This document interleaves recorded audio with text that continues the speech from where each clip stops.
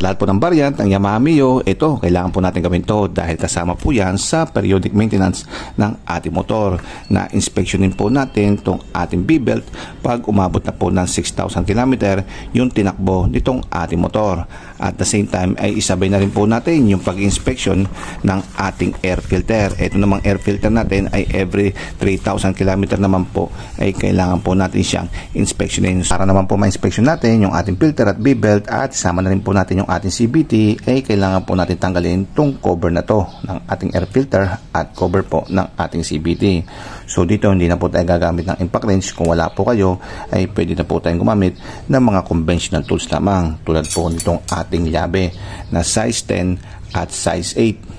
At syempre, para matanggal naman po itong ating air filter ay kailangan po natin dito ng screwdriver. Paghigpit naman po ng tornilyo upang hindi po masobra ng paghigpit at pantay-pantay ay gumagamit po ko ng torque wrench. So kung wala naman pong torque wrench, okay na rin po ito.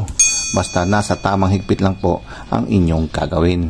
Unang tanggalan itong cover po ng ating air filter at tanggalin po natin lahat ng nakalagay na screw sa kanya, sa taas at sa baba, sa kaliwa at sa kanan. So isa-isay na natin. Unahin natin dito.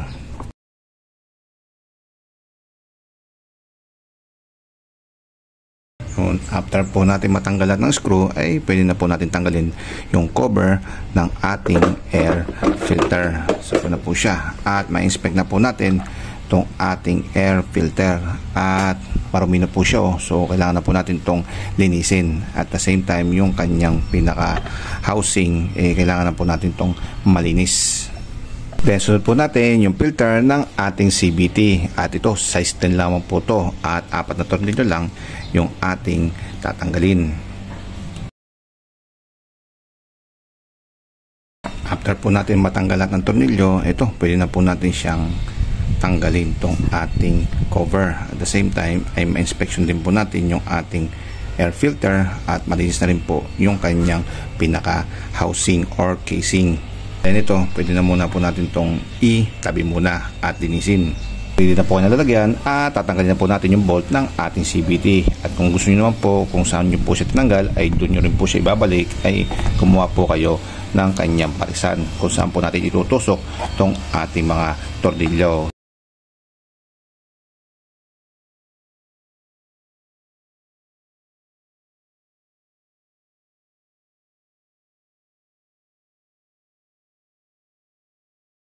Kung first time nyo lang din po tatanggalin itong inyong cover ay hindi nyo po yan basta-basta matatanggal kasi nakadikit po yan Kaya ang gagawin po natin, kukuha po tayo ng rubber mallet at saka po natin siya tatap-tap na kante. Kumbaga sasyakin po natin yung mga dugtungan niya. Yun, basta nakarinig po kayo ng kakaiba ng tunog, sabihin nagre-release na po siya unti-unti.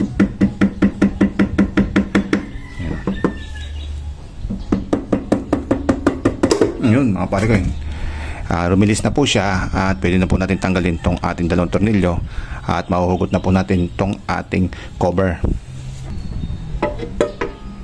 Mga pare ko fresh na fresh po tong ating CVT. Kumbaga first time niya lang po talaga siyang masilayan ng liwanag.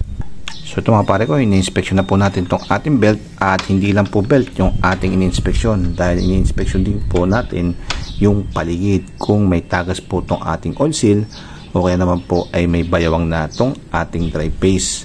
Tong ating torque drive is okay naman po to. So I think okay pa po lahat at hindi pa po natin kailangan siyang baklasin upang grasahan dahil kung makikita nyo meron pa pong grasa yung ibang mga parts natin. After po natin may inspection tong belt at yung iba pang parts ng ating CVT is lilinisin na po natin to gamit po tong ating brush at itong ating basahan.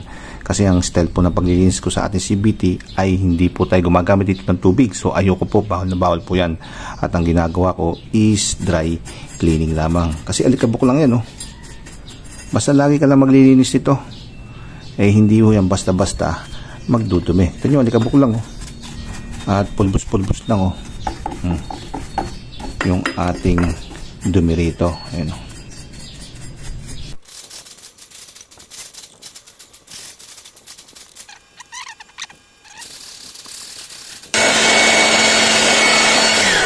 So ito mga pare ko, okay na po yung dry cleaning natin dito sa ating CVT at sigurado po tayo na wala po tayong kakalawangin na parts dito dahil hindi naman po tayo gumamit ng tubig. Siya nga pala, bago po isarado, next video po natin ay magagrasa po tayo ng ating torque drive at nakalagay po dito yan, no? B-belt secondary sheave lubricate 12,000 km. So hindi na po natin paabutin yung 12,000 km at gagasahan po natin itong ating torque drive. After po natin ma-dry cleaning itong ating CVT at itong ating cover ay naglagay na din po tayo ng konting grasa dito. At ngayon po ay ilalagay na natin itong ating cover. Siya nga pala mga pare ko, napaka-importante itong filter na to, nalinisin nyo dahil para makabuga po yung kanyang hangin dito. Kasi yung hangin ay dito po yan papasok at dito po yan lalabas. Kung ano man po yung alikabok sa loob ay dito po yan lalabas. Kaya napaka-importante na malinis itong ating air filter. Ito na ho, pasok natin itong ating cover. So may dowel po yan. Ayan po ang ganyan dowel.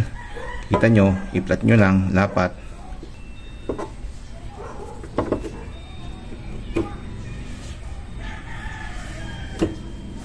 After po natin may lapat, ito, pwede na po natin ilagay itong ating tornilyo. Kung saan po natin siya tinanggal, doon din po natin siya ibabalik kasi meron po tayong guide. At ihantay lang muna po natin lahat.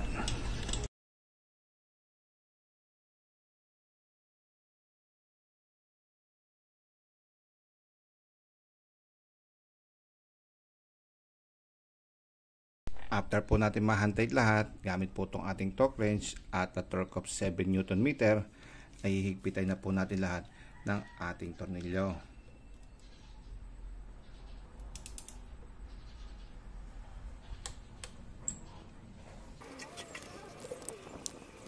After po natin malinis lahat, ito, kabit na po natin itong ating goma. Dahil itong ating filter, nalinis na rin po natin.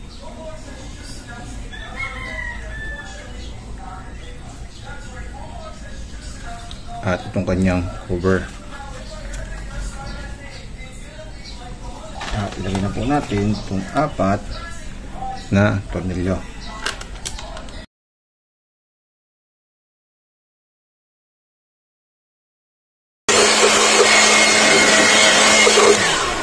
Ito po yung ating air filter element. Ito, malapit na rin po ako magpalit dito. Pero sa manual po, nakalagay po doon is 15,000 km bago po tayo magpalit. Ayan. Pero depende po yan kung marumi na, ito sa atin marumi na, pipilitan na po natin siyang palitan. At mamimili muna po ako. Ngayon muna, ikaw muna ulit.